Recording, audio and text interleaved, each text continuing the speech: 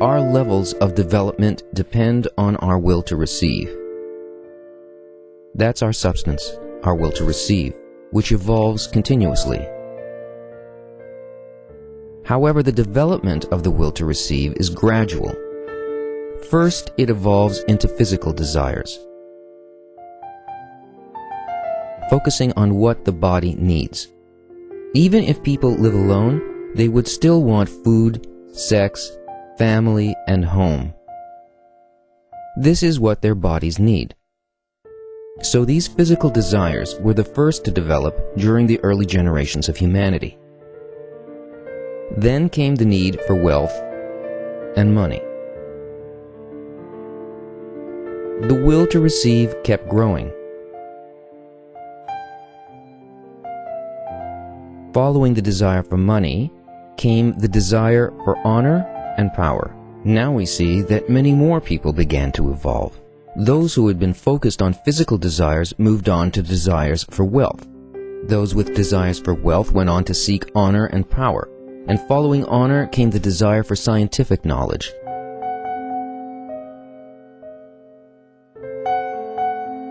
From the Middle Ages onward, and especially since the time of the Renaissance. In our times, a desire for spirituality has begun to awaken. Every time people come into this world, they come with a greater will to receive, and with a greater ego behind that will.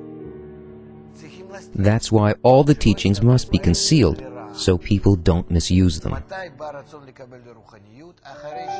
When does the will to receive spirituality appear? After the person has completely despaired of his own development at previous levels, and has reached a state where it seems there's nothing in this world that will fulfill him. Only then does he ask, what is the purpose of my life? Why do I exist? What is the reason for this life and for all the suffering?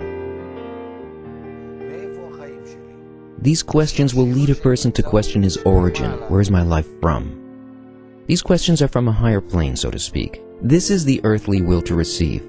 Everything that happens to us here in this world. And from here on begins the spiritual will to receive.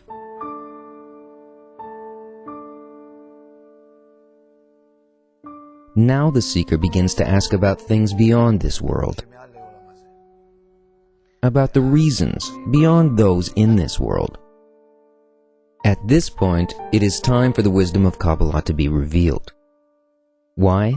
Because Cabala will answer those questions, and when its wisdom is revealed, revelation will improve us, support us, and correct us.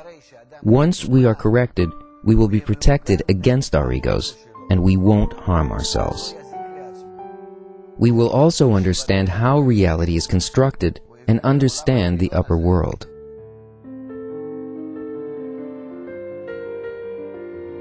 And we will know the providence and governance from the upper world over us.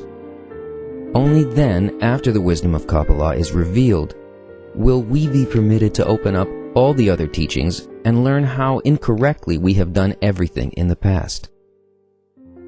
At that point, we will certainly not harm ourselves. This is why nowadays the whole world is facing a very difficult period of crisis.